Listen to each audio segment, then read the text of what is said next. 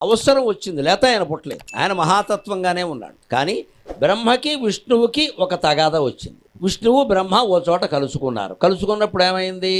విష్ణువుకి బ్రహ్మదేవుడు తప్పితే ఎవరూ కనపడలా. బ్రహ్మదేవుడు ముందు వచ్చాడు, ఆయన తప్పితే ఎవరూ కనపడలా. ఏమనుకున్నాడు? బ్రహ్మదేవుడు కూడా అజ్ఞానంలో పడి నేను ఒక్కడనే ఉన్నాను కాబట్టి సృష్టికి మూలం నేనే అనుకున్నాడు. ఇదో అజ్ఞానం.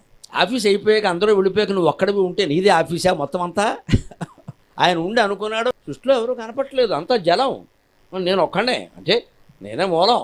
ఆయన కింద పద్మం ఉంది, పద్మానికి నాళం ఉంది, నాళంచి ఎవరో పెద్ద మనిషి ఉన్నాడు అక్కడ, విష్ణువు.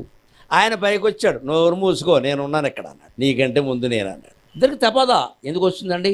అహంకారం. దేవుడైనా సరే, విష్ణువైనా సరే, శివుడైనా సరే, బ్రహ్మ అయినా సరే, నేను నాది అన్న భావన ప్రవేశించగానే అజ్ఞానంలో పడినట్టే లెక్క. పడ్డారు ఇద్దరు, గోతులో పడ్డారు. నేను ముందంటే నేను ముందని దెబ్బలాడుకున్నారు. వాళ్ళిద్దరికీ మధ్యలో